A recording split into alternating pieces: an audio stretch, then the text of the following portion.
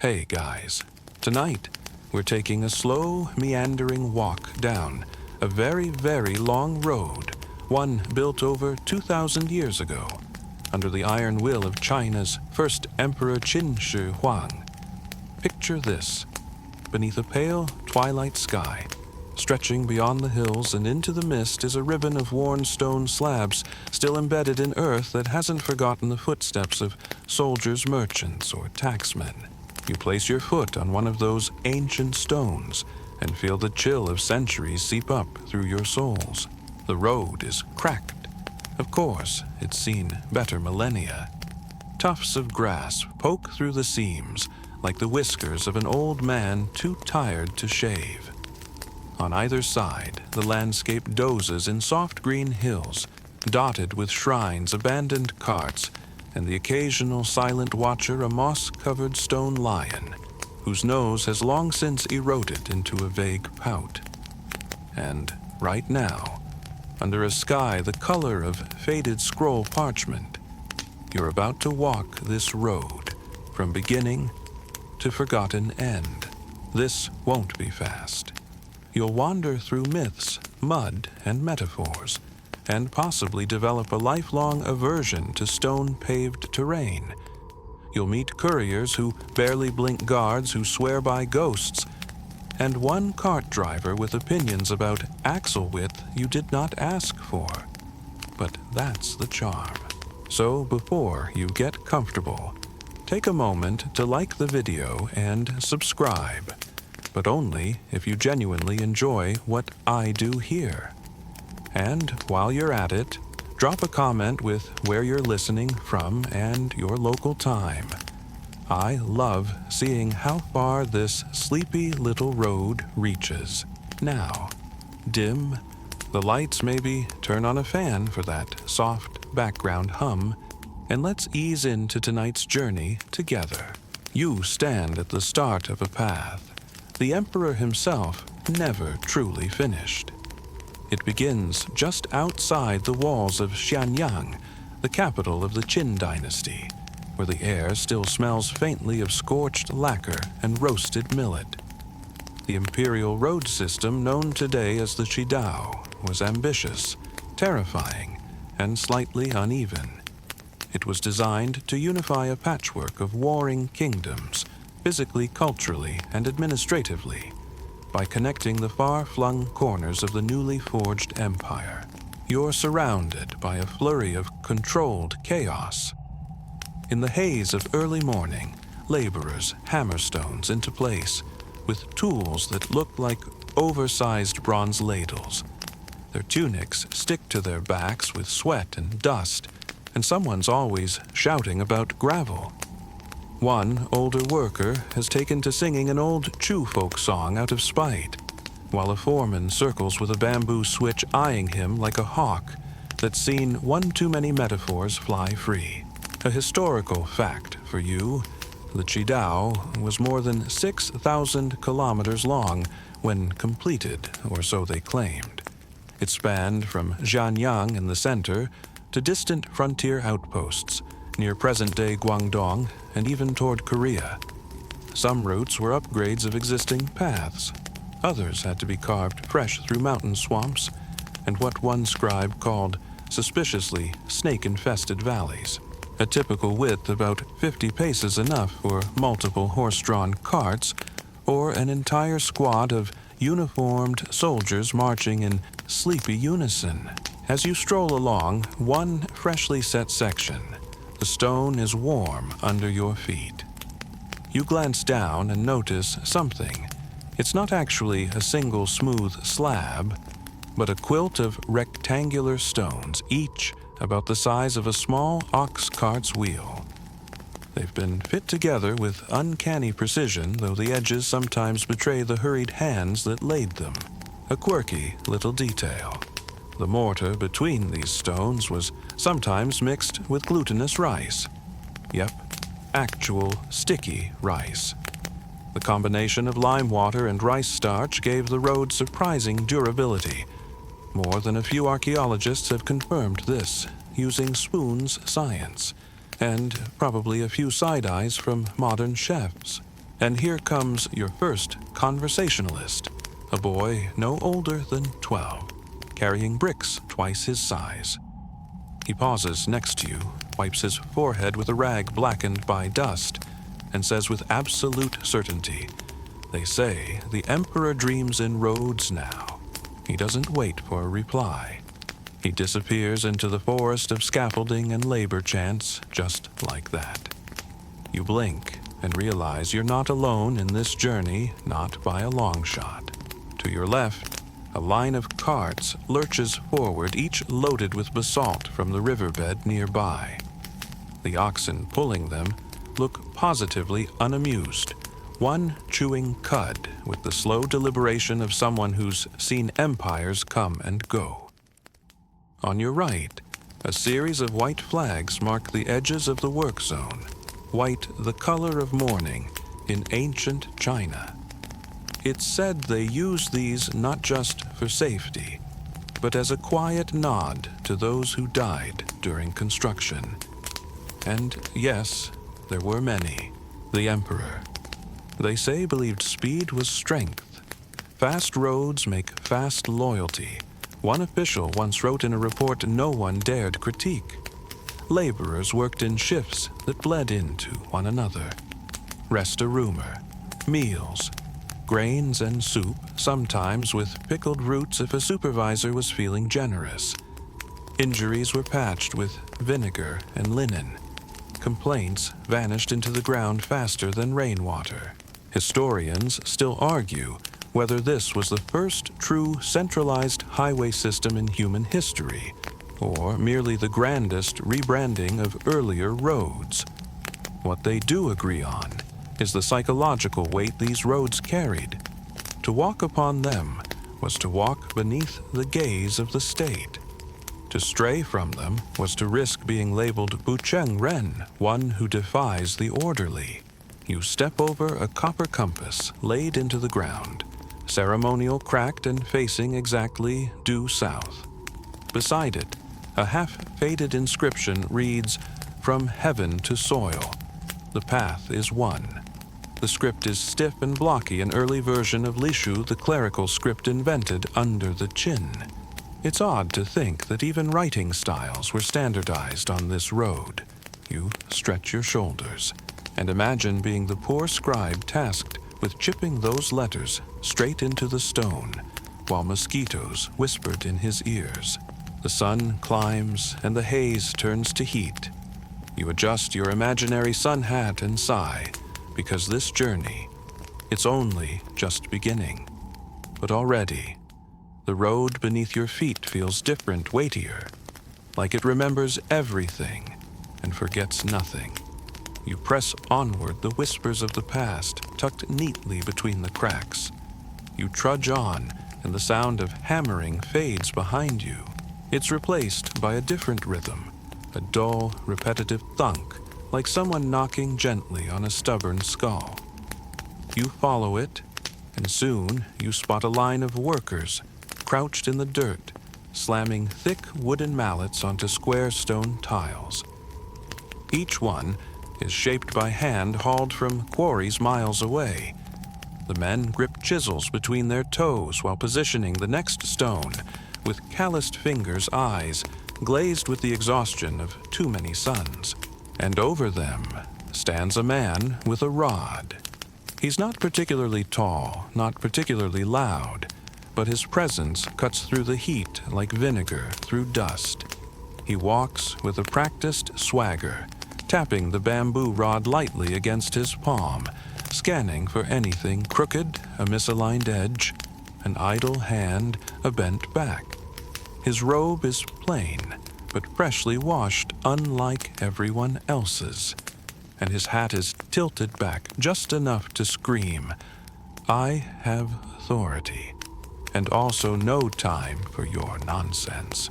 You slow your pace and drift closer.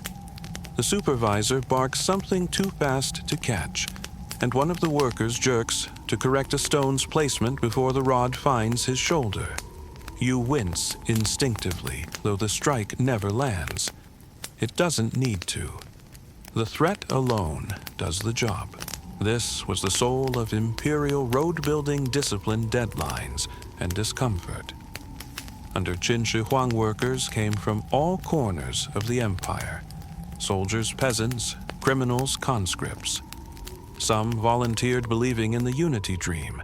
Others had no choice. Many never returned. A historical record from the Shiji Simaqian's great history hints that tens of thousands perished during the construction of Qin's infrastructure projects, including the Great Wall and the Qidao. The road may have connected provinces, but it also connected graves. You pass a camp. Tents, stitched from straw mats and coarse hemp, ripple in the breeze. A cooking pot bubbles over a smoky fier millet, likely with the faintest hint of salted radish if today's rations were generous. A young man huddles near the fire, cradling his ankle. It's swollen like a rotten peach. His friend wraps it carefully with old fabric torn from a sleeve, whispering something you can't hear. Behind them, a makeshift board is nailed between two trees. It lists quotas tiles per man-meters per shift. Below that, a tally of missed targets. Someone's name has already been scratched out. You press on. The stones under your feet are warmer, now absorbing the sun. They creak slightly as you walk, an echo that makes you glance back more than once. And then it hits you. None of this was meant to last forever, but they built it like it was. Not for comfort, not even for elegance, but for control. At the next rise, you see them long, straight lanes etched into the landscape, like a ruler pressed too hard. The Qin obsession with uniformity was legendary. Roads were mandated to be straight wherever possible. Curves were wasteful. Obstacles removed. Trees felled. Hills sliced. Rivers redirected. One early document recounts a noble who petitioned for a slight road bend to preserve a sacred tree grove. The emperor had the grove burned and the man reassigned to bog duty in a swamp near present-day Anhui. And here, in the shadow of that philosophy, you walk. On a ridge above the main road stands an outpost, half stone, half timber, all paranoia. Two men argue over a stretched canvas map.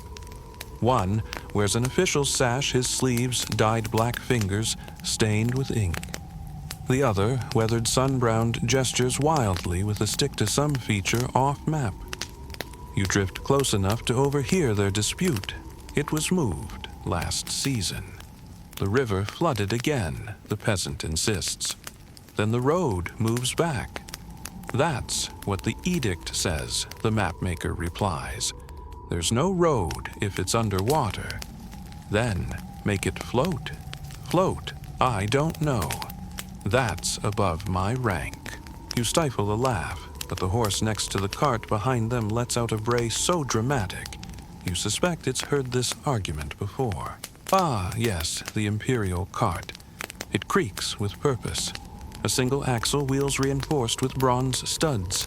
It carries no cargo, only a box, sealed with wax, guarded by two silent soldiers in dull iron armor, their hands never far from their spears.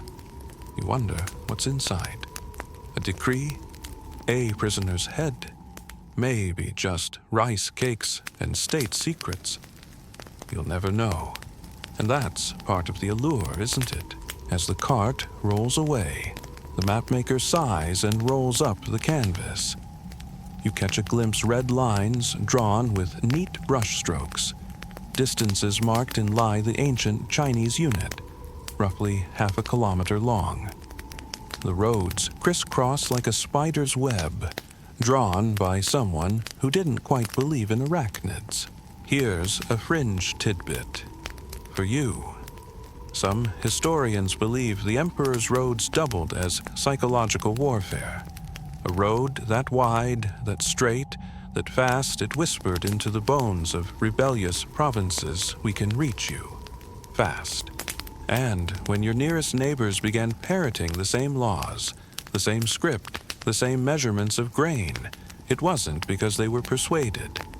It was because that road brought the army before it brought the taxmen. You feel it now, don't you? That tension, the way your spine straightens a little, even as your feet ache. The hum of something watching, measuring, weighing your pace.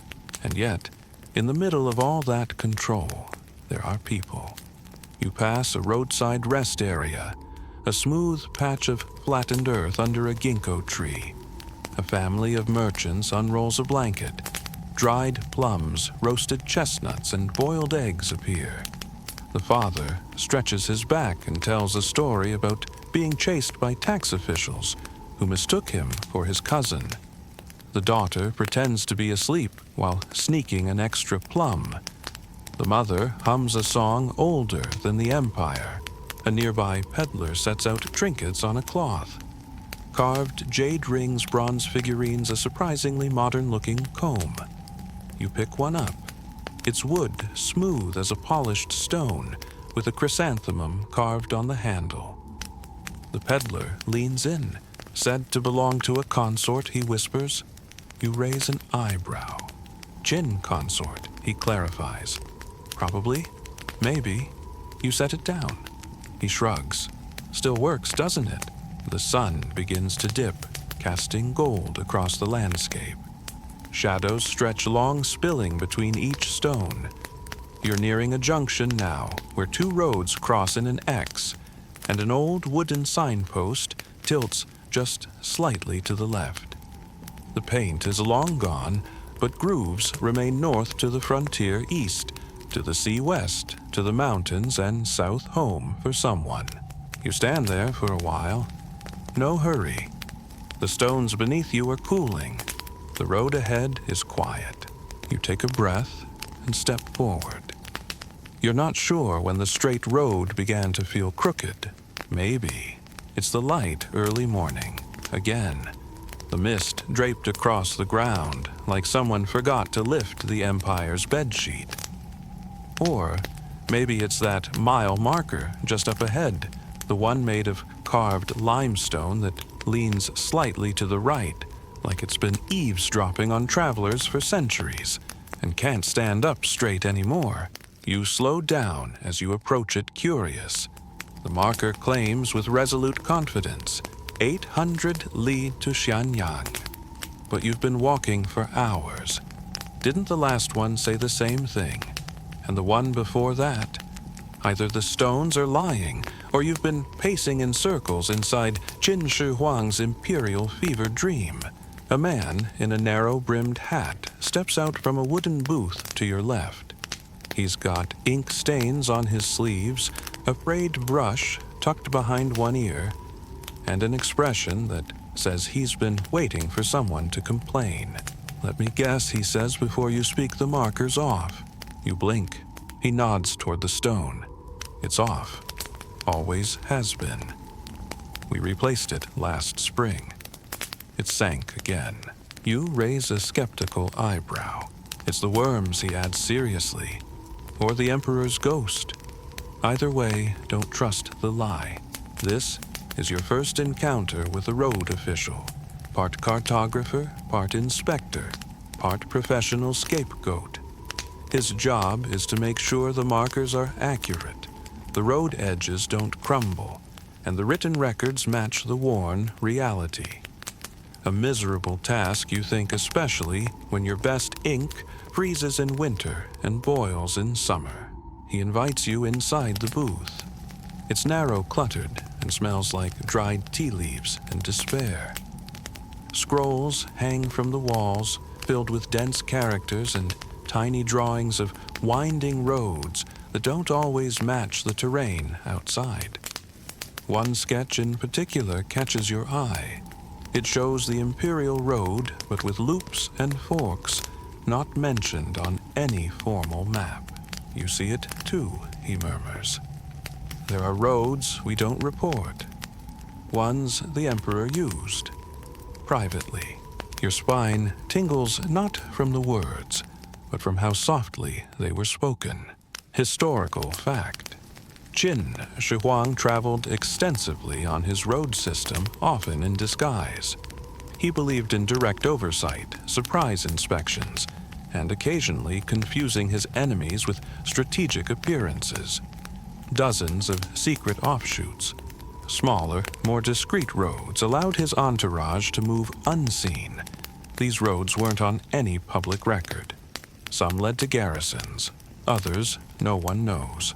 The inspector pours you tea, lukewarm and faintly salty. You sip it out of politeness. He leans closer and gestures to another drawing, a long curved detour, skirting what appears to be a mountain. That one, he says, was built because the emperor's horse didn't like inclines. You snort. He doesn't laugh. Serious. Had a limp. Swore if it stumbled again, someone would be buried standing. You thank him and step back outside. The crooked marker casts a long shadow pointing west like a lazy sundial. Further down, you notice another oddity, a large stone slab embedded with a carved emblem, a dragon clutching a compass.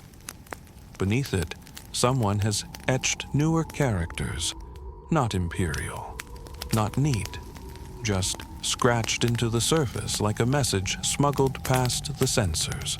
It reads, "This road leads to the grave, but at least the view is straight." You keep walking. There's a horse resting under a mulberry tree ahead. It's unhitched, unguarded, but has the confident posture of someone too important to be tied down. Next to it, a man sleeps on a bed of scrolls. His hat is over his face, his shoes are off, and his foot is twitching like he's dreaming of sprinting anywhere but here. You hear him mumble, "North is uphill." Don't let it fool you. He's a courier, probably. One of the elite Yishi runners who could cover up to 300 lie a day when pressed. Fast, lean, and slightly unhinged, the Imperial road system had rest stations every 10 lie for exactly this reason. Messages had to fly. Orders couldn't wait.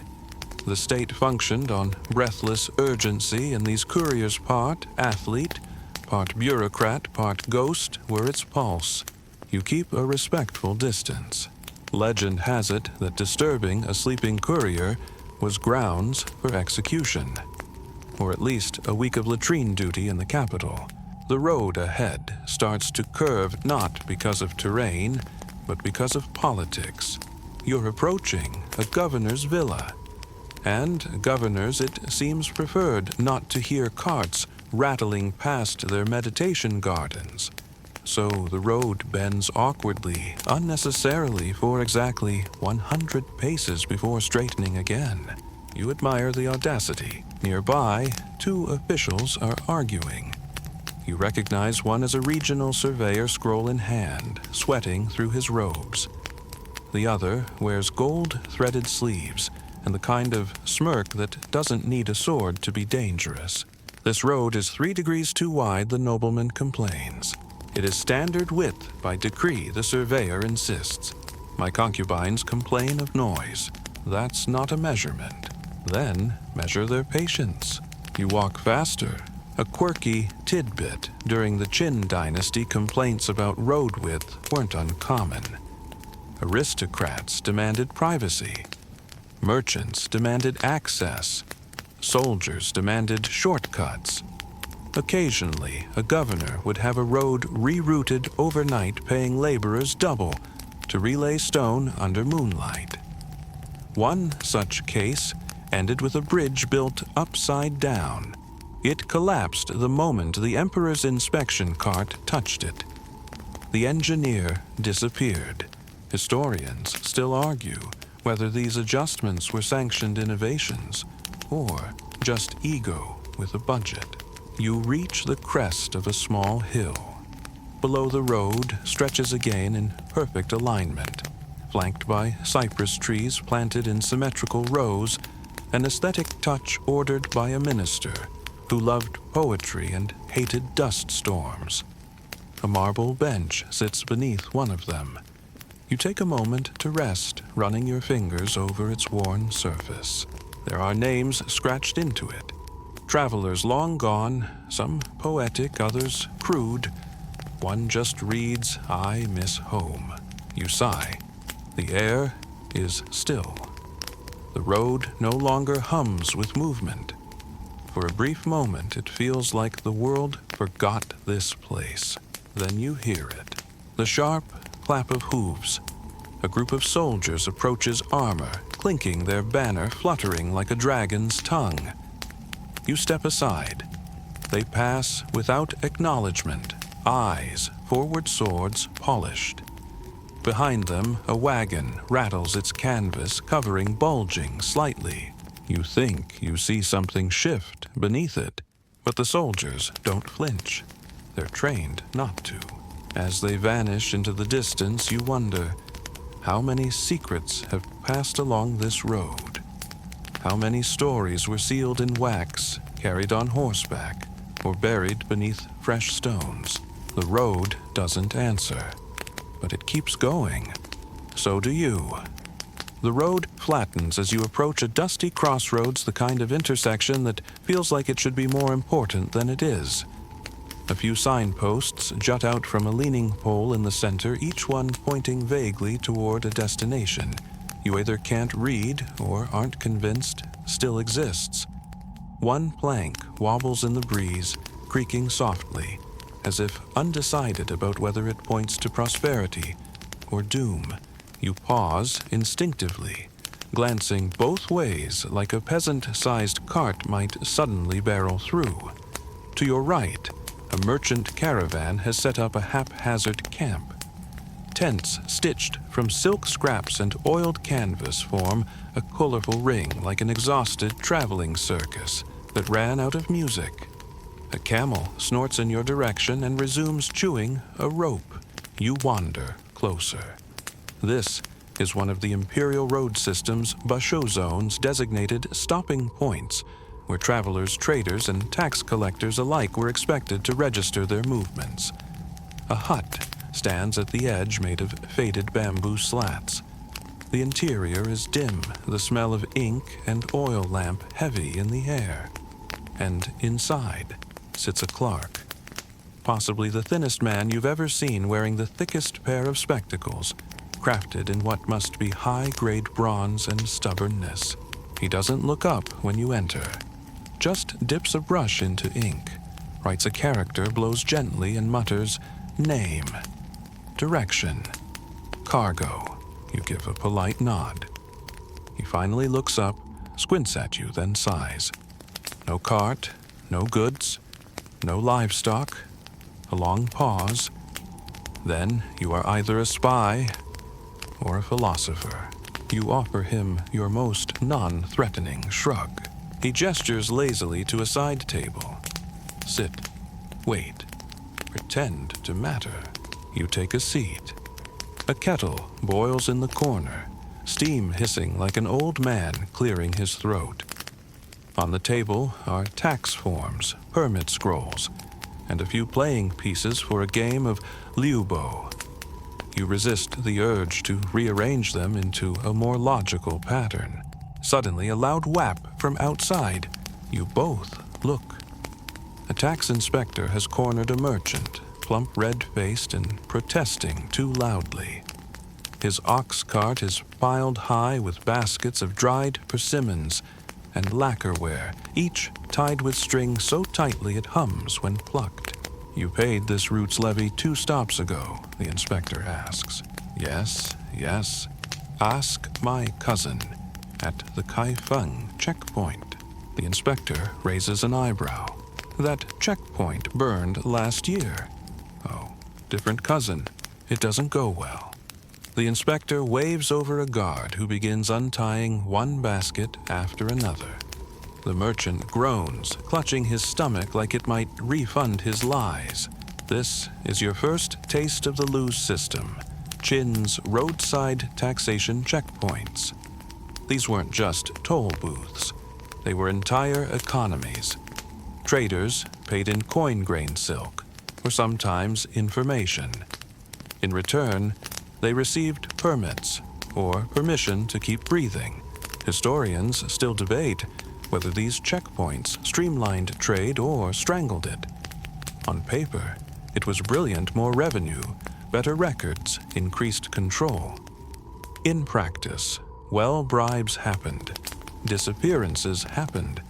There's one recorded case of a goat being officially classified as a cart just to avoid a livestock surcharge. That goat later escaped and caused a modest fire. Back at the hut, the clerk sips tea and squints toward you again.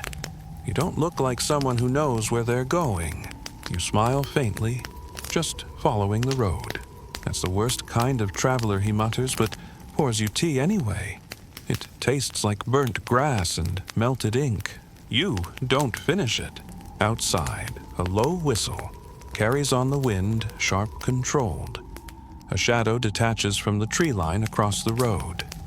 A lean man, all gray robes and silence, steps into view. He holds no weapons, but everyone steps aside. Even the tax inspector stiffens. A whisper, one of the Emperor's agents. The man walks directly to the hut. The clerk bows, not deeply, but low enough to stir the dust. No words are exchanged. A sealed scroll is handed over. The agent vanishes the way he came. You blink. That too was part of the system. Qin's Imperial roads weren't just for trade and travel. They were the veins of surveillance. Messages moved quickly. Secrets even quicker. And those scrolls, some say they didn't contain instructions. They were instructions. One sentence, one death, or promotion, or exile. The clerk exhales deeply, then looks to you. Still want to follow the road? You nod. He sighs. Then you'll need a stamp. He rummages in a drawer and pulls out an object that looks like it's been used to squash bugs, seal fates, and prop up wobbly chairs. He presses it onto a blank slip and hands it to you. The stamp reads, "Permitted," probably. You're not sure if that's reassuring. The crossroads is busier now. A group of schoolboys chases each other with bamboo fans. An old woman in a straw hat sells pickled garlic from a bucket. A monk, face painted with dust, chants quietly as he walks in a slow circle around the signpost. The sun casts long shadows again. It always does that when you stop too long. You shoulder your bag and step back onto the road. The dust here is soft, the stones smoother, as if more feet have passed this way, some hurried, some reluctant. You pass a man sitting cross-legged at the edge holding a single coin between thumb and forefinger. He doesn't move, doesn't blink, just stares at the coin, as if trying to remember why it ever mattered. The further you walk, the quieter it becomes. The crossroads fades behind you. The clamor, the inspections, the bureaucracy, it all dissolves into the hush of wide plains and patient trees. And then, there it is, a shrine. Simple, weather-worn, and unmistakably old. It's built into the slope of a hill, a stone platform with faded carvings. Lions sit at the entrance, not the grand imperial kind, but stubby ones with chipped ears and crooked smiles. Offerings rest before them, cracked rice bowls, paper talismans, wilted flowers. You kneel, not because you believe, not because you're told to, but because this road, for all its noise and rules and rods, still has corners where silence lingers, where people, real messy, exhausted people, stopped and whispered their hopes into old stone. You close your eyes, and the road hums beneath you, steady as a breath. You rise from the shrine, knees creaking like ancient door hinges, and resume walking. The wind has changed direction now, coming from the west, carrying with it the scent of dry reeds and something faintly metallic. The road here begins to climb gently, the landscape shifting from open plains to wooded ridges. Cypress trees stand in long rows like tired sentinels. Their needles whisper secrets you don't quite catch.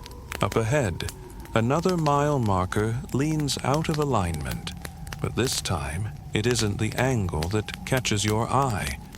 It's the inscription. Deeply carved, almost angry, all rulers measure distance in lies. You laugh quietly. It's a long joke told in stone.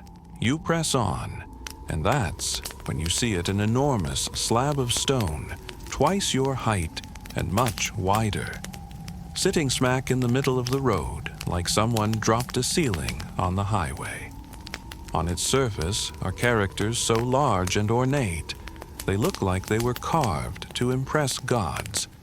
This, you realize, is a commemorative stele, one of dozens, planted along the Imperial road to boast about milestones, declarations, and victories, real or imagined. This one reads, "Here the Emperor stood." Here, his shadow stretched. No date, no context, just ego in block letters. A historical fact. Qin Shi Huang commissioned many such stelae during his reign, often detailing his achievements in language so flowery it made court scribes weep from exhaustion. Some were genuine, others exaggerated, and some were simply blank, as if waiting for a moment that never arrived. You circle the stele and spot a crude drawing etched on the back, something small, almost childlike. A stick figure holding a fan with a line of dots behind it and a smudged heart above its head. Someone left their mark. It wasn't sanctioned. That's why it matters. Further down the road, you begin to see carts, wooden squeaky, and somehow all in various states of disrepair. The wheels on one are so warped they wobble like they're in a drunken dance. Another has a tarp tied down with rope and prayer beads. The drivers don't speak, just nod. You nod back, and then a peculiar sight. A roadside pavilion stands empty, its wooden frame still holding up against the pull of time. But what's odd is what rests in front of it, a single cartwheel standing upright in a patch of dust. No cart, no driver, just the wheel. Perfectly still. You stop. A local boy no older than 10 steps out from behind a tree. He grins, points to the wheel, and says, "It never falls." You squint. Never, never. We've tried everything. It always rolls back to that spot. He runs up, kicks it gently. The wheel wobbles, rolls away a few paces, then somehow makes a slow, solemn arc and returns to its mark. You stare. "That's the Emperor's doing," he says, with the authority of someone who once swallowed a coin and survived. He cursed it, or blessed it. I forget.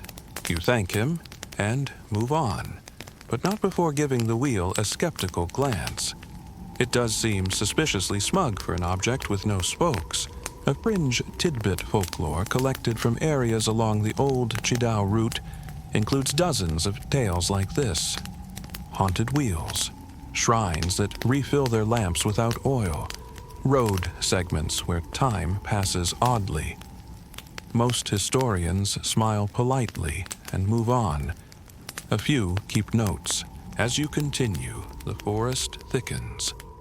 The road narrows slightly, not from design, but from roots pressing upward beneath the stones. You hear birds. You hear your own breath. And then, bells. Faint, metallic, rhythmic. You step aside as a ceremonial procession passes. Not military, not imperial. Just a funeral party. The mourners wear white, their sleeves brushing the ground. The coffin is modest, wooden, plain, wrapped in fabric. A monk walks at the front, striking a small bronze bell every third step. They don't speak. Neither do you. After they pass, you walk slower. The road suddenly feels older, like you've dropped below the crust of the empire, and into something quieter. The trees open to reveal a shrine, not a state-sanctioned one, but a folk altar. It's covered in talismans, red paper faded to pink bits of rice scattered in offering a bowl of water, still trembling slightly. You kneel again, not because you believe, because someone else did. This part of the road is rumored to be a border, not between counties, but between realms. Some say if you walk it at midnight, you'll hear names you've forgotten whispered by the stones. You don't stay long. The next rise brings relief, a clearer view of the horizon where the road stretches clean and straight once more. And right there, standing proudly like a bookend to the weirdness you just passed, is a lion, a stone lion, regal, proud, slightly chipped. It guards a side path, a smaller trail winding off toward a cluster of houses you almost missed.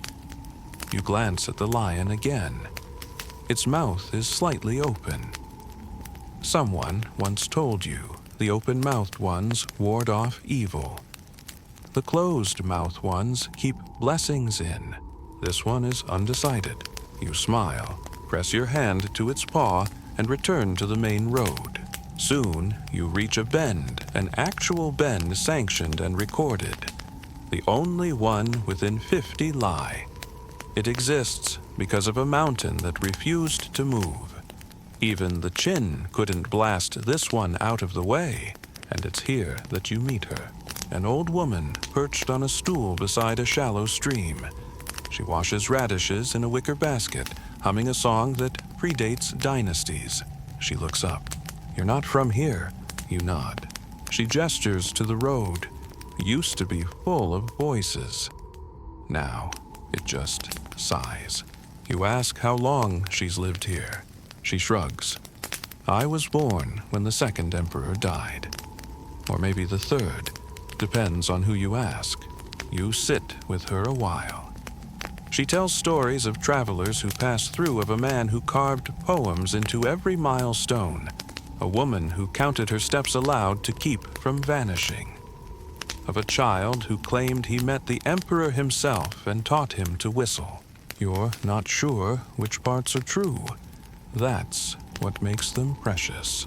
Eventually, you rise, thank her, and begin walking again.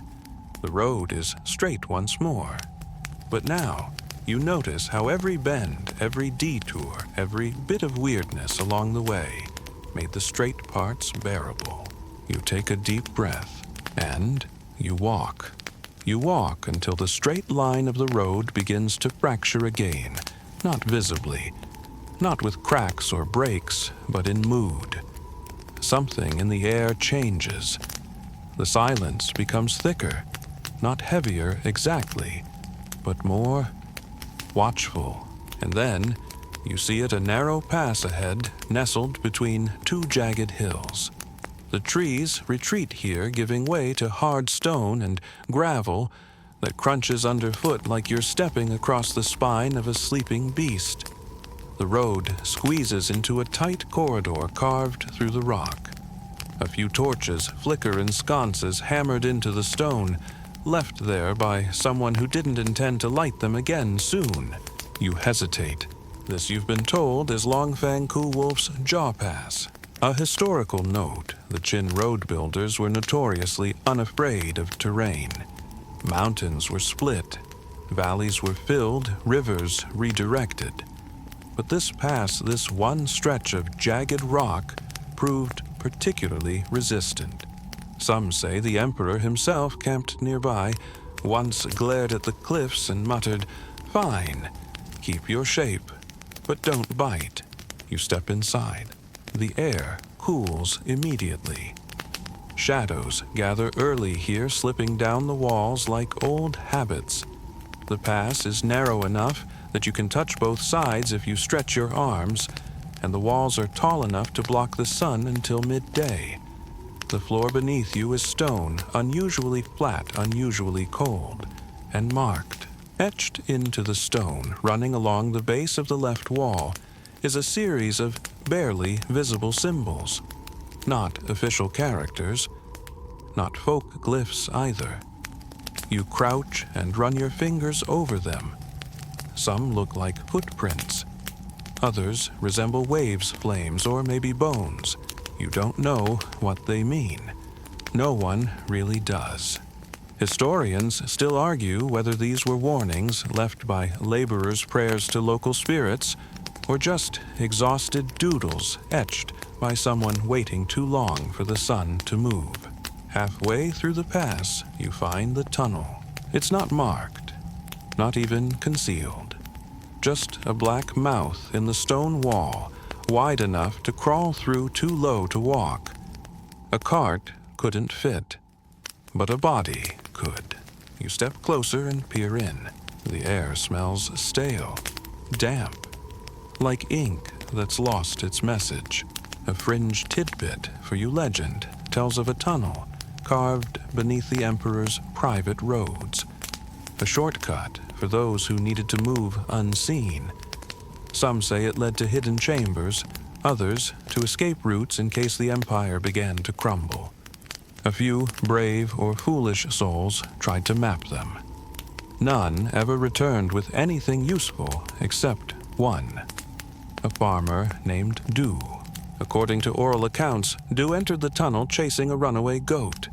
He emerged 2 days later near Luoyang, eyes wide with one word on his lips: paper. He refused to elaborate. You don't enter the tunnel, but you press your ear to the stone. And for a breath, just one, you swear you hear footsteps inside. Faint, measured, like someone is still walking down there, still trying to reach somewhere that no longer exists. You pull away and continue through the pass. The air warms as you reach the other side. You emerge into sunlight that feels like a reward. The road widens again, and now you're surrounded by strange silence, not empty, not hollow, but charged, as if something is always just around the bend, just waiting to step out and ask if you've got your travel papers in order. That's when you see the soldiers, not alive, of course. They're statues, lined up along the ridge, set back just enough that you might miss them if you weren't looking. Life-sized figures in full armor, their features weathered but still intense. Most are upright, some have slumped forward. One is headless. The effect is unsettling, like the terracotta army took a wrong turn and decided to retire here. You stand before them and wonder, were they a warning? A memorial? A show of strength for those traveling northward? One theory claims they were training dummies used by military patrols. Another says they were modeled after fallen comrades meant to guard the road in death. A third argues they were part of an abandoned ritual site where soldiers swore oaths before deployment. Historians, as always, have a field day and no consensus. You bow slightly to the headless one and move on. Soon, you reach a platform, a square of stone raised a few inches off the ground. It's inscribed with another stele, but this one is different. It doesn't talk about the emperor. It doesn't mention distances. It reads, "We built the mountain into the road, not the other way around." That stops you, because it's true. All this time, you've been thinking of the road as something laid on top of the land. But here, the land became the road. The mountain wasn't conquered. It was recruited. You sit on the platform a while. There's moss growing at the edges, and a crack shaped like a bird in flight. You trace it with your fingers. From here, you can see where the pass dips into a basin green open wide. A welcome after so much stone. The road becomes quiet here, nearly overgrown. A cart might struggle, but your feet find the path easily. It's peaceful, which is why the shouting surprises you. You crest the next rise to find a group of men gathered around a pit. They're hauling something with ropes, something large, heavy, and wrapped in oilcloth. As you approach, one of them waves you off. Stay back. It's not stable. You don't ask. You just watch. They're recovering a statue, another soldier, this one buried up to its chest in mud. Probably collapsed during a flood. One man pulls off the covering. The face is surprisingly intact, save for a deep crack across the left eye. The figure's expression is grim. They say more are buried, one of the men mutters. Dozens, maybe hundreds. You glance at the others. They nod. One chews grass nervously. Another rubs his shoulder as if he can feel the weight of the statue still pressing down. Why were they buried, you ask? The eldest shrugs. Why does the sky rain? He replies. Fair enough. You leave them to their work and rejoin the road. It's quieter again. Softer. But something follows you, an echo, maybe. Or the memory of stone faces watching from beneath the soil. You look back once, just once, and walk on. The pass fades behind you like the hush after a secret has been spoken, and the road returns to its solemn rhythm. Stone after stone, slab after slab, each one holding more memory than it has any right to. You move forward into a valley where the hills flatten and the horizon stretches wide under a fading blue sky. For a while, all you hear are your own footsteps, softened by a thin layer of dust. But then, clang, you freeze. Another clang sharp and metallic rolls out across the valley, like a gong struck by an indecisive ghost. Then you see them guards, real ones. Well, at least very convincing humans pretending to be guards, posted at a checkpoint flanked by flags bearing the Qin emblem, a stylized dragon coiled around a circle. Their armor is patchwork bronze dulled by age or apathy, and they lean against spears more out of habit than vigilance. You approach cautiously. This is a Yejin Zhang, a night checkpoint. Originally set up for safety and surveillance, these stations became permanent fixtures along the Imperial roads, controlling nighttime movement and collecting whispered rumors under flickering torchlight. Name one of the guards asks, barely suppressing a yawn. You give a vague one. Purpose of travel. Drifting, you say. The other guard chuckles. Best kind of purpose. You're waved through without further ceremony. But just as you pass the checkpoint, a bell rings behind you, soft, melodic, and completely out of place. You turn. The bell hangs from a nearby post, but there's no wind to sway it. A guard scratches his head, then shrugs. Always rings when someone with a story walks through, or someone about to get one. You glance up. The bell is small, tarnished silver and shaped like a lotus. A fringe superstition claims such bells were enchanted by Taoist monks to reveal secret sound alarms or keep ghosts company on long roads. Take your pick. You keep walking. A tower looms ahead, not tall, but wide, squat, and unfinished. Its upper levels remain skeletal wooden beams exposed like ribs. Ivy has begun to claim one side, and scaffolding creaks in the breeze. This was meant to be a signal tower, part of the Emperor's ambitious relay system. Fires were to be lit here to warn of rebellion or announce Imperial decrees, but it was never completed. You enter its shadow and feel an odd pressure in your ears, like the tower is trying to whisper. A few crows circle above, complaining in low croaks. Inside, the base has become a storeroom for odd debris. Broken bricks, rope coils, a rusted cauldron, and a stack of ceremonial shields, each painted with a sun motif. You pause beside one and notice the paint peeling to reveal a second image underneath an eye. Not stylized, just watching. You back out quickly. A local woman sits near the base of the tower selling dumplings from a steaming basket. You order one, mostly for comfort. It tastes like cabbage and secrets. They say this tower hums at night, she tells you between bites.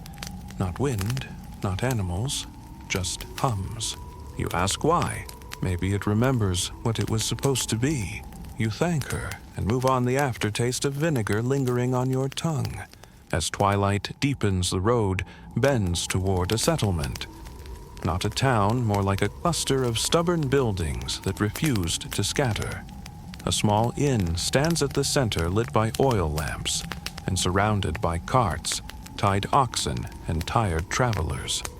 You consider stopping. But something pulls you further. That's when you hear it. Laughter. Not modern, not hearty. Something dry, papery, like parchment cracking in amusement. You turn a corner and see them 3 guards gathered around a fire telling stories. One wears an officer's insignia. One has a bandaged ear, and the third might be asleep with his eyes open. You hover at the edge, and the officer waves you in. No firewood taxes tonight, he jokes. Sit, share warmth, tell lies. So you sit. The bandaged one begins. Ever hear about the rider with no horse? The others groan. No, no. It's true, he insists.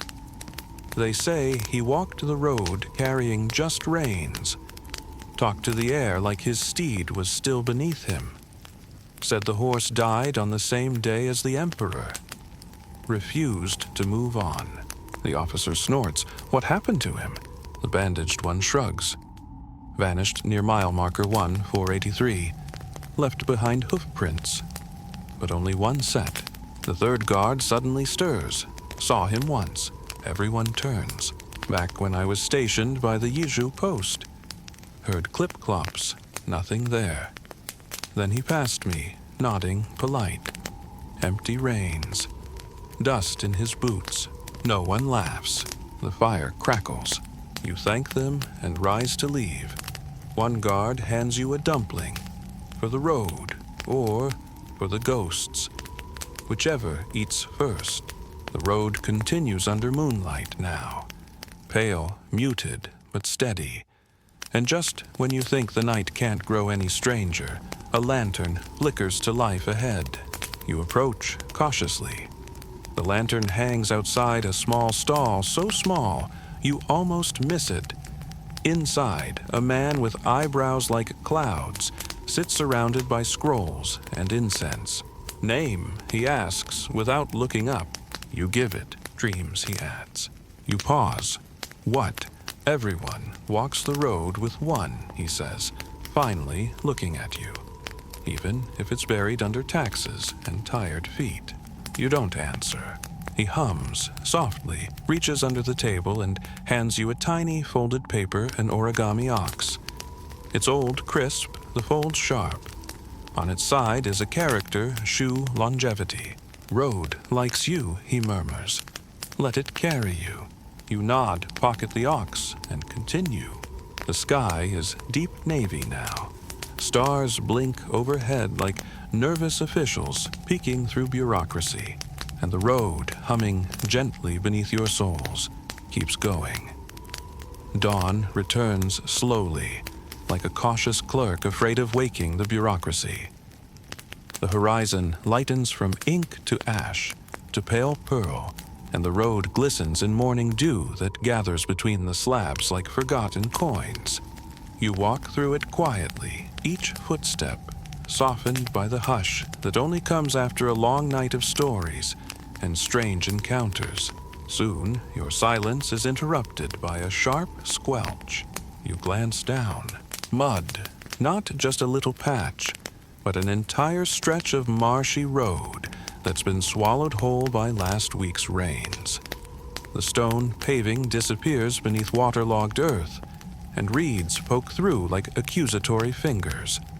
You try to sidestep only to sink deeper. The road here is not broken, it's drowned. Welcome to the monsoon-damaged southern spur. A historical fact. While Qin Shi Huang's engineers were brilliant, even they couldn't convince nature to obey imperial edicts. Some stretches of road pass through flood-prone areas, and though bamboo bridges and raised pathways were employed, They often gave way in bad seasons. Repair teams sometimes took months to arrive. In the meantime, travelers got creative. Just ahead, you spot a narrow walkway of lashed bamboo poles balanced across a half-submerged ditch. It sags suspiciously, but a sign has been posted nearby. Approved temporary crossing. Step only where the duck does. You turn, and yes, a duck is waddling confidently across the walkway, stopping every few steps to glare at the mud, like it personally offended her ancestors. You wait until she finishes, then follow exactly in her steps. Halfway across, your right foot slips, but you regain your balance thanks to a rope tied to 2 stakes that someone, bless their swampy soul, thought to install. You reach the other side, soaked but alive. There's a little rest shelter just past the marsh, its roof thatched in rushes and held up by 4 uneven wooden posts. An old man sits beneath it, fanning himself slowly. His cart is filled with hand-carved paddles, but there's no river nearby. You sit beside him. He offers you a roasted sweet potato, still warm in its charred skin. Used to be boats here, he says without preamble, before the road, before the stones. You ask why he still makes paddles. He shrugs. You never know when the road will sink again. That's the truth of the empire, isn't it? No matter how wide the road, how smooth the stone, everything has to bow to weather eventually. As you nibble the sweet potato, you hear a distant rhythm. Thump, splash, thump, splash. It grows louder until a small group of workers appears, hauling long bamboo poles and laying them across the worst of the waterlogged path. One of them, a woman with rolled sleeves and an air of bossy competence, waves a paper in the air. Emergency repair order. 4 days old. We're already late. You ask if she needs help. She squints at you. You can carry, you can help. So you carry. You hoist poles, pass ropes, and hammer stakes into place with a rock the size of a melon. It's back-breaking, messy work, but oddly satisfying. After an hour, you step back and look at what you've helped shape a floating road not grand, but functional. It bobs slightly like the Empire is exhaling. The woman nods. That'll hold for a few days. She gives you a bamboo token stamped with a character that looks like a running river. If the next checkpoint questions the mud on your boots, show this. You accept it with a bow, wipe your hands on your robe, and continue down the now drying path. Up ahead, the road forks. One side climbs gently over a ridge. The other disappears beneath low trees and fog. A signpost stands at the fork, but it's been rotated by mischief or weather. Both arms point to Qin's Way. Of course they do. You choose the high road. As you climb, the wind returns, brushing through the pines, like the whisper of 1,000 unread scrolls. The road narrows, then widens again into a plateau. And at the center of it all stands a tea house. Yes, a tea house. Not Imperial, not fancy, just wooden beams, a stone counter and rows of mismatched stools. A red banner flutters lazily. Sleepy Cloud Tea House. Established whenever we remember. You step inside and are greeted by a young woman with the tired smile of someone who's poured more tea than confessions. Traveling alone, she asks. You nod. She slides a cup forward. Everyone is. The tea is dark, bitter, and perfect. Around you, a few others sit in silence. A courier with his boots off, rubbing his calves. A farmer tracing circles in a grain bowl with a single chopstick. A woman in scholar's robes reading a book upside down. No one speaks. They're not being rude. They're resting. You finish your tea and prepare to leave, but the woman behind the counter holds up a finger. You'll want this. She hands you a parchment square. On it is a short phrase in beautiful calligraphy. If the road floods, float. If the mountain falls, step sideways. You tuck it into your sleeve. Outside, the fog has thickened, turning the world soft and uncertain. You follow the road by feel now, the stones beneath your feet offering more guidance than your eyes. And that's when you see it barely through the mist. A postman. He's tall, thin, with a scroll case slung across his back, and an expression that says he's delivered messages to people who are no longer alive. He doesn't look at you, just walks past, vanishing into the mist like a word spoken too late. You move on. Eventually, the fog lifts. The road stretches wide again, drying under mid-morning light. Birds return to the trees. Somewhere in the distance, a child laughs sharp and sudden, like a splash of color across a dusty scroll. You look back. No duck, no mud, no fog, just the road. Still here, still carrying you forward.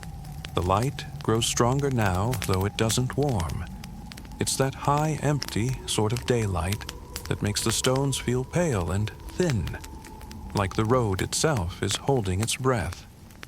You walk in silence, your boots dry again, but crusted with evidence of every marsh, every detour, every muddy step that tried to pull you under. Then out of nowhere, you hear a giggle. You turn and spot a boy crouched beside the road about 10 years old, arms thin as bean poles, his robe patched in 5 places, and his hair tied up in a lopsided knot. He's scribbling something on the back of a mile marker, with a bit of charcoal tongue poking out in deep concentration. You peer closer. He's writing upside-down characters. Why, you ask? He shrugs. They last longer that way. Grown-ups never look upside down. Fair point. You glance at the writing. It's a riddle. If the emperor walks faster than the son who loses the race, you smile and move on. Soon, more of these strange little carvings appear on mile markers under stone benches etched into the backs of shrines. Some are jokes, others confessions. One says, "My cart broke, so I walked my temper to death."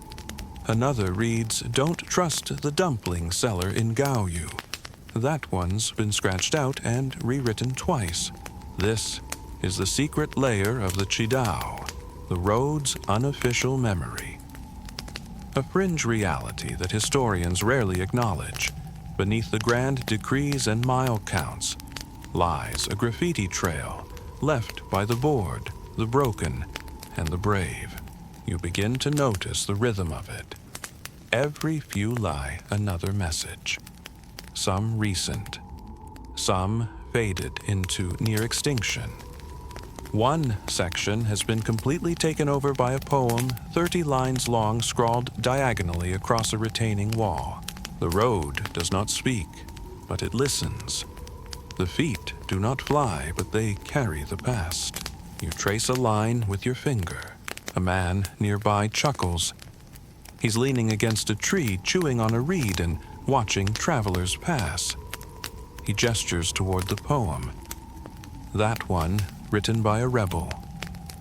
They caught him 3 miles later, but he had ink under his nails. You ask what happened next. The man shrugs. They cut his inkstone in half. Said that was enough. He winks. You nod and continue.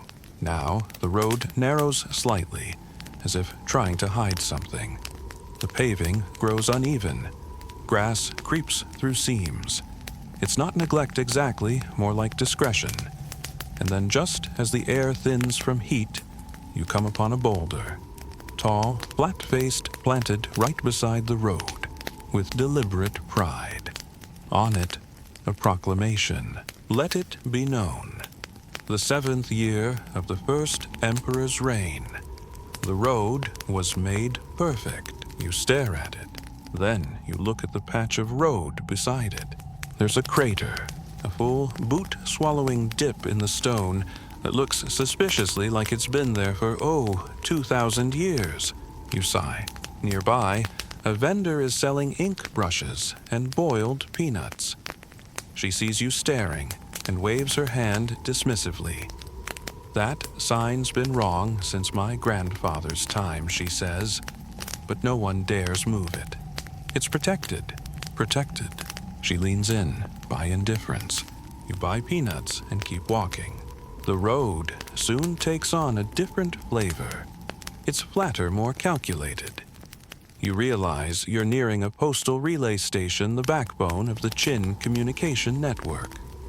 A wide courtyard opens before you, surrounded by squat buildings painted with the dull gray of wet clay and discipline. Couriers scurry like ants. Horses stamp impatiently. Scrolls are handed off like burning coals. You step aside to avoid a collision. A boy, no older than 14, rushes past, scroll in one hand, sword in the other eyes, wild with urgency. A scroll sword courier, a historical fact. These dual-role messengers were trained not only to carry information, but also to defend it, or destroy it. In the event of capture, they were instructed to burn their messages, and if needed, disappear completely. Some took this very seriously. One legend tells of a courier who memorized an entire decree and ate the scroll before being captured. His breath allegedly smelled of ink for 3 days.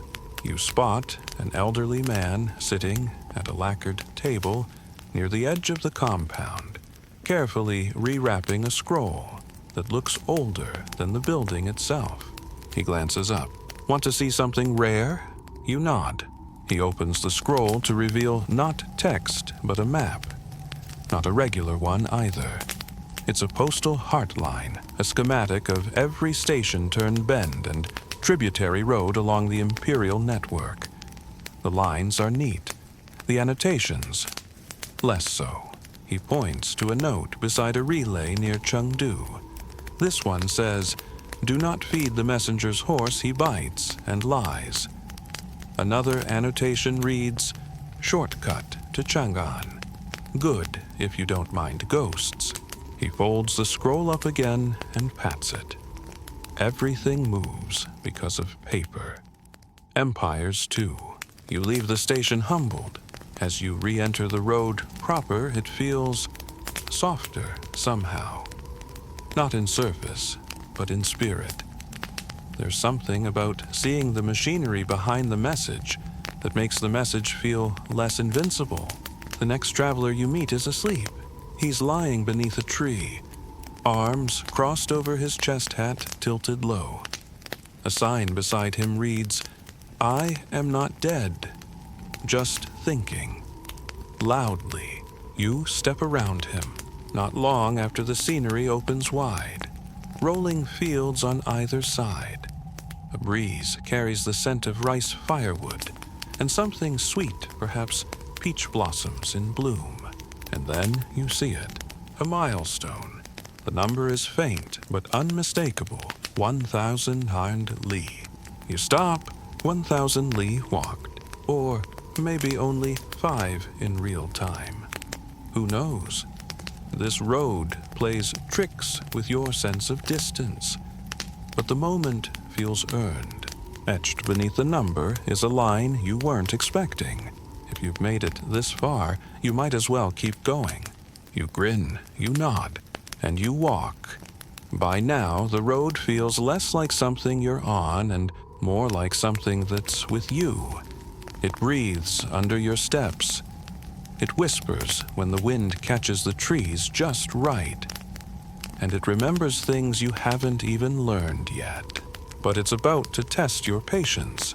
You round a bend expecting more fields or forests, and instead you come face to face with a flood. Not a poetic, gently glistening kind of flood. No.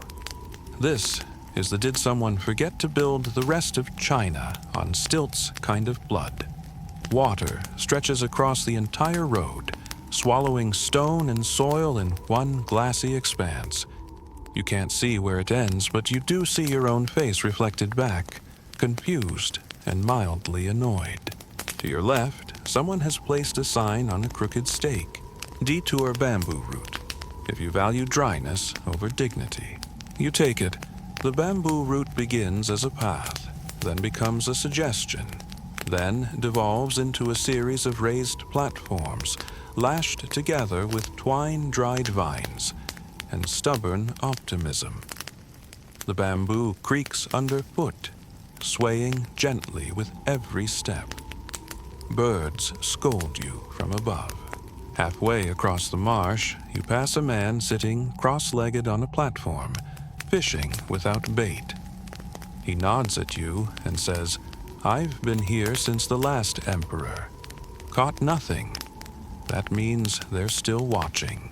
You don't ask who they are. Further on, you find a group of children pretending the road is a battlefield. They wield sticks as swords and yell declarations like, "For the emperor's slippers," and "No taxes before dumplings."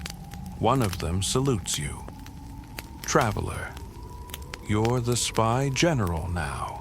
You accept the role solemnly and lead them in a short, dramatic charge across 3 planks before excusing yourself with military dignity. They salute again. One of them promises to name a duck after you. When the bamboo route finally returns to dry stone, you find yourself laughing, because the road, for all its drama, still finds ways to play. And playfulness is a kind of resistance, a quirky historical tidbit during the Qin era. Despite heavy state control, rural communities developed hundreds of local customs to navigate mock or soften imperial mandates. Songs about tax collectors became lullabies. Satirical plays about the emperor's many disguises were performed behind storage barns. A few farmers even held mock road inspections, complete with fake scrolls and roasted yams for bribes. You walk past a stack of those yams now steaming gently beside a roadside stand. An old couple waves you over. The woman hands you one before you can protest. "Hot yam keeps the lies out of your lungs," she says. You thank her and continue chewing. The road straightens again, but now it feels off. Not broken, not lost, just different. You soon discover why. Up ahead, a large stone slab blocks part of the road. Not fallen, not crumbled, placed. Carved into its face are characters so formal, so rigid, they must have come from someone who ironed their thoughts before writing them. Imperial Command Road under inspection. Unauthorized travel prohibited. Beneath that, someone has scribbled, "We inspected it." It's still a road. You step around it. Then comes the bridge, or rather, what used to be a bridge. Wooden beams lie across the ravine like broken ribs, and the central span has collapsed into the stream below. The water glints with debris, part of a cartwheel, a sandal, a rice bowl floating upside down. At the edge of the ravine stands a man with a measuring stick and a very wrinkled map. You greet him. He sighs. "They told me to measure the distance across." He waves at the broken span, then told me not to fall in. You peer over. "How far is it?" He squints. "Far enough that if I fall, I won't be a cartographer anymore." You leave him to his math. Instead of attempting a crossing, you take the side path, clearly carved by hundreds of reluctant detourers. It winds down the bank through reeds and wet soil, and back up the other side where you find yourself face to face with a message box, wooden, weather-worn, nailed to a post. On the side, a sign reads, "Speak," and the road listens. Inside the box are slips of paper, wishes, warnings. One reads, "I hope she waits." Another says, "Forgive me. It was just salt, not silver." You add your own. Maybe, maybe not. Some things belong to the road, not the record. Beyond the box, the road grows quiet again, and then strange music. Light plucked, drifting. You follow the sound to a small clearing where a man plays a guqin beneath a tree that blooms with white petals despite the season. His eyes are closed. A black cat curls beside him, purring in time with the strings. He stops, opens one eye. "You've walked far," he says. You nod. He gestures to a flat rock. You sit. "I play for those the road forgets," he murmurs. Some travelers vanish between footsteps. The melody calls them back. You close your eyes, and for a moment, the road forgets your feet and remembers your soul. When you open your eyes again, the music is gone. So is the man. Just you, the cat, and the path ahead. The road turns slightly eastward, now following a low ridge that gives you a view of the valleys below. You see faint lines, other roads, tributaries, paths, worn into the land like veins beneath thin skin, and in the far distance, a figure, someone walking, slowly, deliberately. Like you wonder if they're coming from where you're going, or heading to where you've been. Either way, you keep moving, because this road never asks for speed, just sincerity. By the time the horizon begins to blur under the soft heat of afternoon, the road has changed again. Not in appearance. Still stone slabs, still the same width you could measure with your arms wide open, but in atmosphere. The sky seems heavier above this stretch. The wind pulls quieter, like it's listening for something. And maybe it is, because the path ahead is forbidden. You notice the signs first. 2 stone pillars, one on either side of the road, each carved with the same message in crisp Lishu script. Imperial path. No footsteps. Beyond this point, without written command. You have no written command.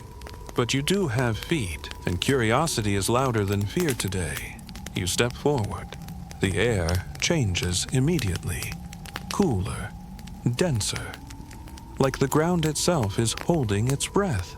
You're on what was once a private route and offshoot of the main Qidao that led not to towns, not to outposts, but straight toward the Emperor's personal compound. Most believed it was myth, but it was real, and parts of it still whisper. You follow its curve and the trees begin to thin, and then you see it, the entrance to the tunnel. It looks like nothing, a moss-covered arch of stone sunken into the earth. But the moment you step closer, it asserts itself. Not grand, not dramatic, just certain, like it's been waiting, a historical fact. Qin Shi Huang is rumored to have commissioned subterranean passages beneath his palaces and even sections of his road system. Most served as escape routes. Some led to treasuries. One, according to speculation, led straight to his burial complex, where the Mercury rivers flowed. These tunnels weren't marked on maps. They were known by scent and echo. You pause at the entrance. The inside smells of damp stone and old ink, and you step in. It takes a moment for your eyes to adjust. The tunnel isn't completely dark. Tiny slits in the ceiling allow shafts of light to pierce through like ghost fingers. The floor is paved in polished tiles, smoother than anything outside. And as you walk, your footsteps barely make a sound. A few paces in, you spot something strange, rows of indentations along the wall. Not shelves, not markings. They're niches, each one about the size of a small scroll box. You peek into one, empty. Another, also empty. The third holds something. A scroll tube, jade-capped, dusty. You reach for it, but some instinct makes you stop. Instead, you leave it. Some messages were written only to remain unread. You continue deeper. The tunnel bends, dips, and eventually opens into a vaulted chamber, lit by a shaft of light falling directly onto a black slab of stone. It's not a tomb, not quite a shrine, just a place that exists without explanation. Carved into the slab is a phrase: "The road ends in silence," but the silence does not end. You sit beside it. A soft breeze passes through the tunnel. You can't tell where it's coming from. For a moment, the Empire feels still. Not dead, not vanished, just paused. You leave the chamber, slowly retracing your steps, until the light of the arch welcomes you back into the world above. You blink against the brightness and realize it's evening again. Time, it seems, moves differently underground. You rejoin the main road and walk in silence for a while, until you spot a figure ahead, short bent, leaning heavily on a walking stick. You catch up and greet her. She nods once. "Did you see it?" You ask what she means. "The place beneath," she says. "Everyone feels it eventually." You nod. She smiles, toothless but bright. "Good. Now keep going. There's still a road left." You part ways. Soon, stone gives way to hard-packed dirt for a stretch and intentional design. These soft lanes were meant for oxen carts and travelers with sore feet. They ease the impact, and legend has it also ease the soul. You feel it. Your stride loosens. Then laughter. From a hill just off the road, a group of children races kites made from bamboo and paper. One looks like a fish, another a dragon with comically stubby wings. The third, a scroll flapping as if it's trying to rewrite the sky. Their caretaker waves you over. "Want to fly one?" You decline politely. He nods. Wise. The dragon bites if you get cocky. You keep walking with a smile. The road here is quieter. No checkpoints, no stele. Just grass growing a little too bold at the edges. You pass a milestone so eroded it reads only almost. You accept that, and then, as dusk deepens, you come to a wide stone platform. You almost miss the detail, but it's there. Beneath the platform, carved so faintly, you can only see it when the light hits just right. We built this road not to reach the Emperor, but to remember where we came from. You sit for a while, and you let the road rest beneath you. You wake before the sun. Not because anything startled you, but because the silence was just that, deep thick enough to lull, then peel back your dreams like fog from a mirror. The stone beneath you has cooled overnight, and your back protests as you sit up. You stretch. The road doesn't move, but it waits, and so you walk as morning yawns into the landscape. The path ahead changes again, not in shape or slope, but in residue. You start to notice markings, not Imperial inscriptions, not folk graffiti, something else. Words scratched hurriedly, slanted, sharp. You read one aloud under your breath. Remember Jinzhou. Remember the burned bridge. And another. They made us walk until we forgot our names. You run your fingers over the carving. Fresh. No more than a season old. This is the part of the road they don't talk about in proclamations. A historical fact toward the end of the Qin dynasty.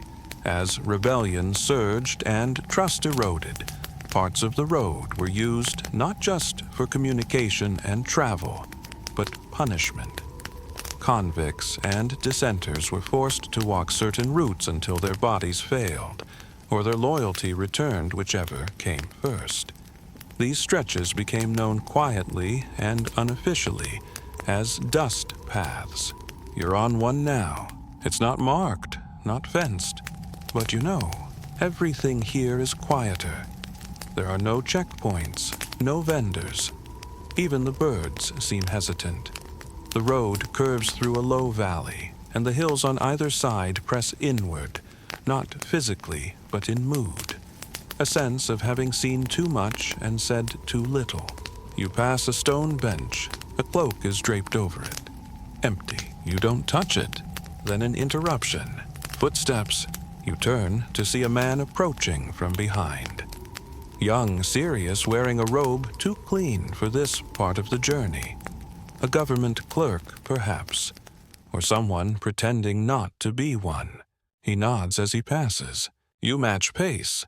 After a while, he says without looking, "This part used to be full of guards.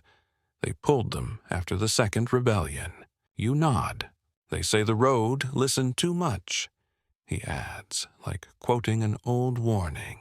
Then he stops, points to a grove just off the path. "Go there, if you want to see what the road hid." He leaves. You hesitate, then follow his suggestion. The grove is silent. Within a few paces you come upon it, a stone tablet half buried, tilted at an angle, cracked in two. Around it, worn shoes, at least 20 pairs placed in a neat line. Men's, women's, children's. Each one holds a pebble. This, you realize, is a ghost memorial. A practice from border villages offer a pair of shoes to the road so the soul that never made it home can keep walking. You stand still for a long time. Then you return to the road. It's wider now. Not in size, but in feeling. Like it absorbed the pain and decided to stretch a little more, just to breathe. You pass more carvings. One says he sang until they let him rest. Another, etched by a trembling hand. "Tell my sister I was real." And still another, this one newer. "We walked together. I still wait." You feel these messages more than you read them. Up ahead you see smoke, not fire-cooking smoke. A small encampment rests near a bend in the road. Just 3 tents. A woman tends to a pot, stirring it with the deliberate patience of someone who's seen 20 emperors come and go, probably in her sleep. She nods as you approach. "Traveler." You nod.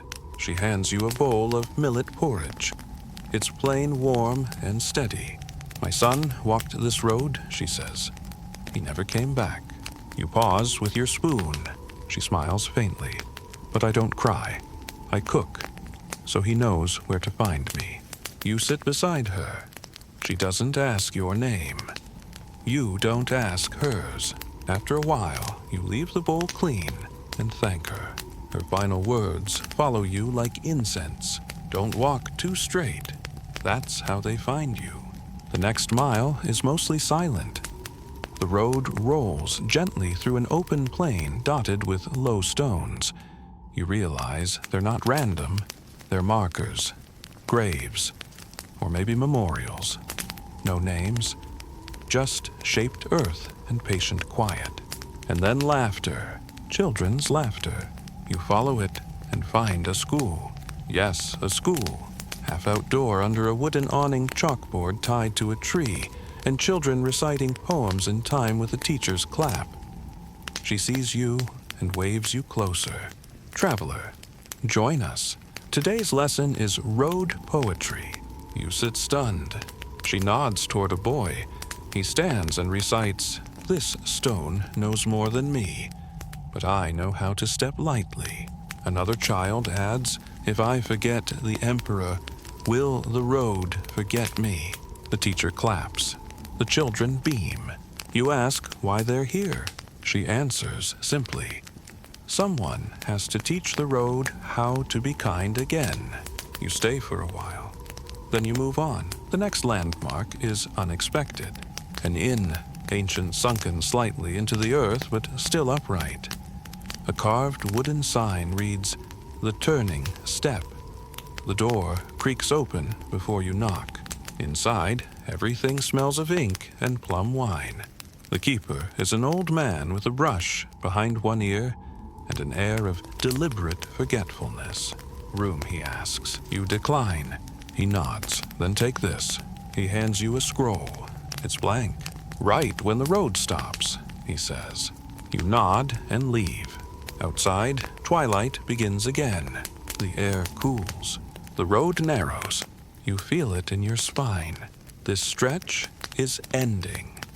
Evening deepens like ink poured across a parchment sky, and the stones beneath your feet grow colder, more deliberate.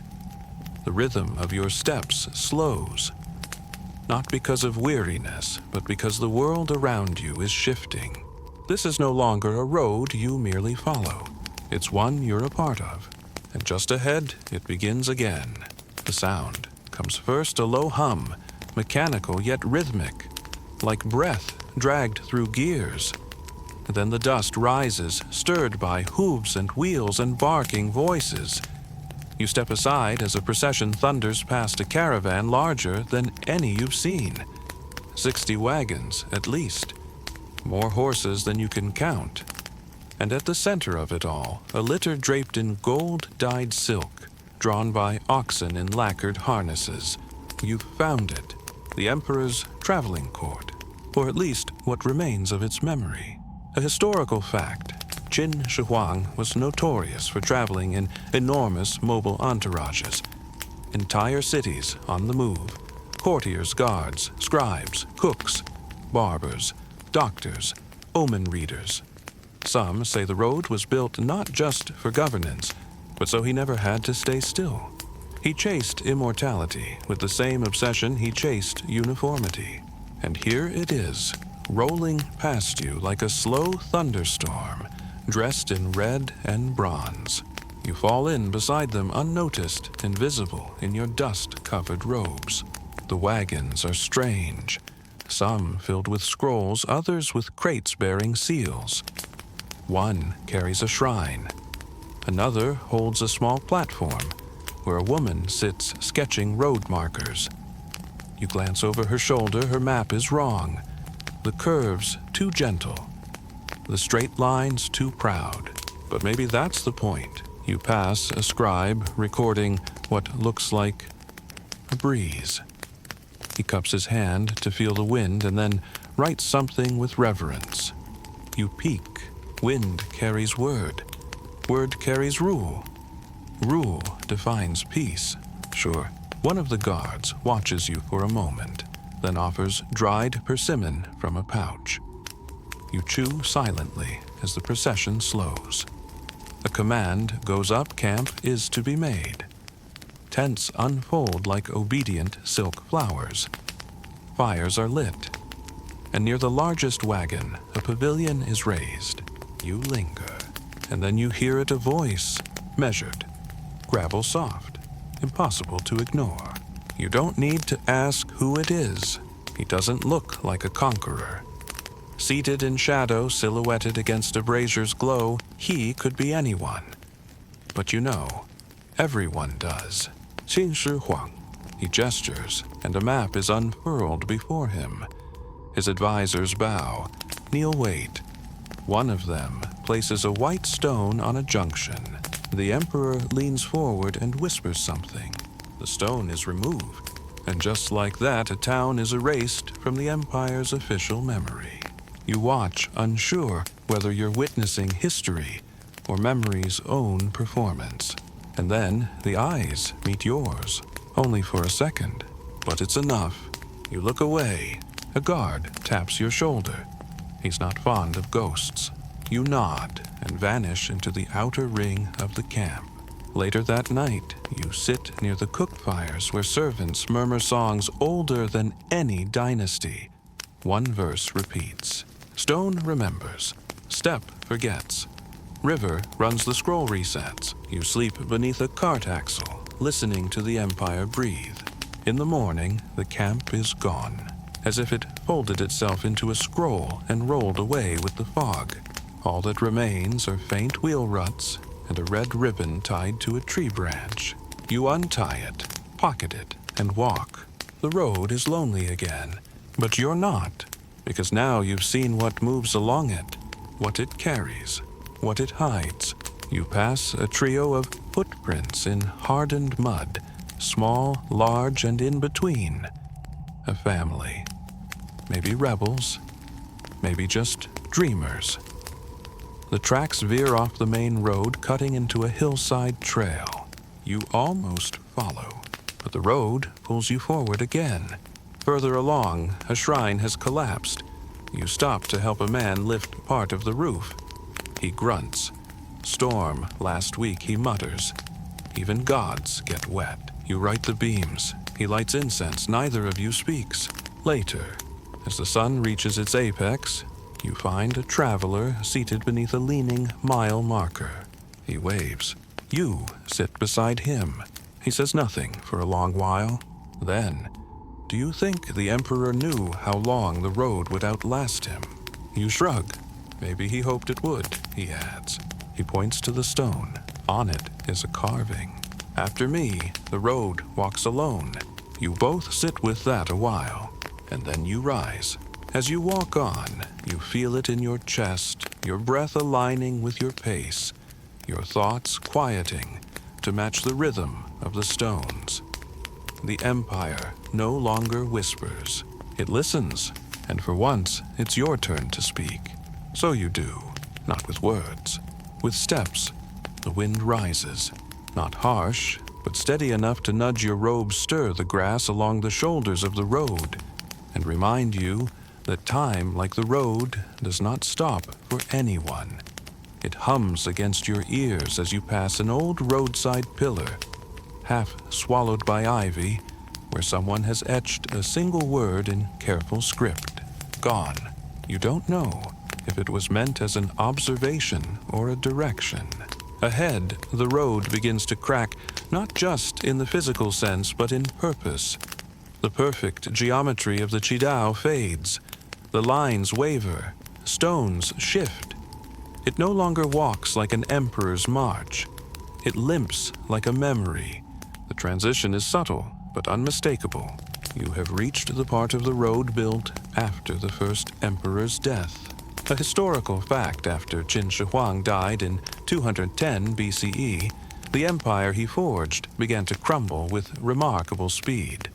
Corruption, reawakened rebellions flared, and the great centralized vision frayed into contradiction. The roads suffered too. Without strong imperial enforcement, laborers abandoned the harder stretches. Some sections were repurposed, others forgotten entirely. You're on one now. Here, the road no longer enforces loyalty. It simply is. Stone by stone, loosened by neglect and softened by rain. Trees lean over it. Moss has written its own stories in patches. The grandeur is gone, and yet you feel more at home here. You pass a former checkpoint. The gate has collapsed inward, its crossbeam now serving as a bench for two farmers sharing pickled turnip. One of them sees you and raises his bowl. "You're late," he says with a grin. "The emperor already died." You nod. "I heard." The other one waves. "Good. He had bad taste in bridges." They laugh. You keep moving. Soon, you see it. A milestone marker tilted so far it looks drunk. Carved into its face is something unusual. Not a number, not a decree, but a name. Mehilan. Beneath it, a smaller line. She walked. I waited. She never returned. You pause. You leave a pebble at its base, just in case someone still cares. The next mile is full of subtle ghosts. A foundation stone here. A forgotten wheel there. A watchtower now hollowed out and hosting a beehive. Civilization tried here, but time shrugged. Eventually, the path widens into what used to be a small post town. Used to be. Now, only fragments remain: the corner of a wall, the curve of a tiled roof, the cracked trough of a dried well. Grass grows where orders were once shouted. Butterflies roam where soldiers once paced, and in the center of it all, a tree. Massive, gnarled, peaceful. Someone tied ribbons to its branches, hundreds of them faded and frayed. Wishes, prayers, promises. You read a few. Let him forgive me. If the baby lives, I'll never gamble again. Please, no more conscription. You tie your red ribbon there, too. It flutters silently, neither accepted nor denied. As you move on, the road becomes playful again. It curves around a small lake where ducks paddle with imperial indifference. A boy skips stones while his grandmother naps in the grass. You sit beside her for a while. When she wakes, she opens one eye. Still walking? You nod. She shrugs. That's what roads are for. The next section of path is lined with wildflowers. Not planted, not trimmed, just growing where they can. You pass a wooden sign nailed to a tree. No taxes on petals. You chuckle. Then comes the bridge, not one built by the Qin. This is newer, cruder, but built with love. You can tell by the mismatched stones, the rope rails knotted too tightly, the flat planks smoothed by many bare feet. A child runs across it waving a wooden dragon. His mother follows slower, singing softly. A tune you don't recognize, but somehow know. On the other side, a man with a crooked back is mending a wheel. He sees you. You look like someone who's followed the whole thing. You smile. Almost. He nods, thoughtful. The end's not where it breaks. It's where it forgets. You ask what that means. He shrugs. Roads, like people, sometimes just stop remembering why they were made. You leave him to his wheel and walk. Far ahead, you see something strange. A wide clearing. Empty. No markers. No signs. Just stone fading into earth like the road has grown tired of pretending to be important. You kneel. You place your palm on the stone. It's warm. Not from the sun, but from memory. A fringe tidbit. Some scholars believe the road never officially ended. It just dissolved over time, over seasons, over the long erosion of purpose. It stopped being a path of power and became a trail of recollection. You're standing in one such place, where the road forgot itself, and still your feet move. You pass a final milestone, bare, blank, no inscription. You whisper your own, and keep going. The wind is softer now, not gone, but gentle like a sigh released after holding too much, too long. You walk slowly, not because the road is harder, but because you sense it's about to end. The stones beneath your feet have thinned into scattered patches. Tufts of grass grow bold in the gaps.